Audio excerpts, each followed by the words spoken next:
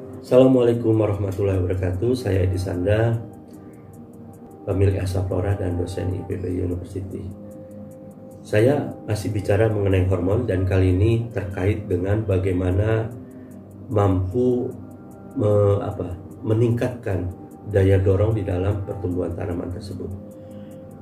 Ada suatu masalah di mana kondisi di masyarakat atau dalam pelakuannya, Pak Edi, kenapa tanaman saya sudah dikasih hormon tidak merespon atau tidak ada hasilnya. Sebenarnya banyak faktor yang perlu kita analisa. Nah, salah satunya adalah bahwa konsentrasi dari hormon yang kita berikan belum cukup untuk bisa merangsang pertumbuhan dari jenis tertentu, karena memang ada beberapa jenis tumbuhan yang dia sangat lambat, namanya slow growing kan gitu ya.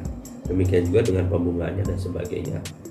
Nah, terkait dengan itu maka kita caranya bukan dengan meningkatkan konsentrasi, karena sebenarnya hormon tadi itu mempunyai suatu peak, mempunyai suatu titik optimal di dalam merangsang pertumbuhannya, sehingga kalau misalnya kita tinggikan lagi konsentrasinya justru dia akan menghambat.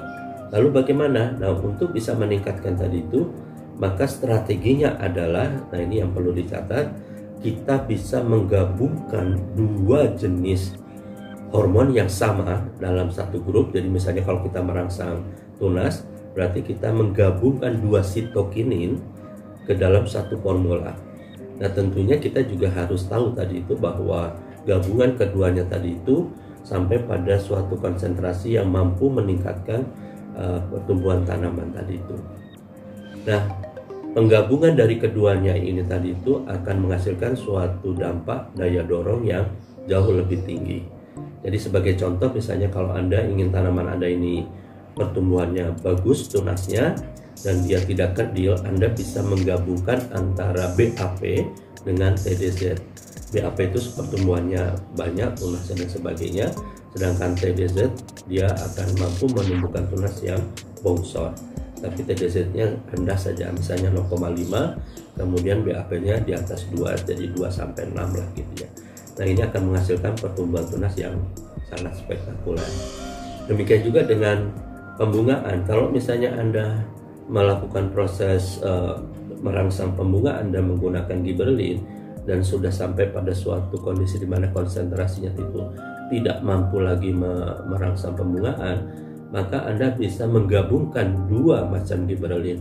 Jadi yang ada di Indonesia adalah GA3, dan kita bisa menggabungkan misalnya dengan GA4, GA5, GA6, dan GA7. Nah, penggabungan dua gibberellin ini akan meningkatkan daya dorong pembungaan, sehingga formula yang kita buat tadi itu mempunyai kemampuan dan daya dorong yang sangat spektakuler. Oke, terima kasih.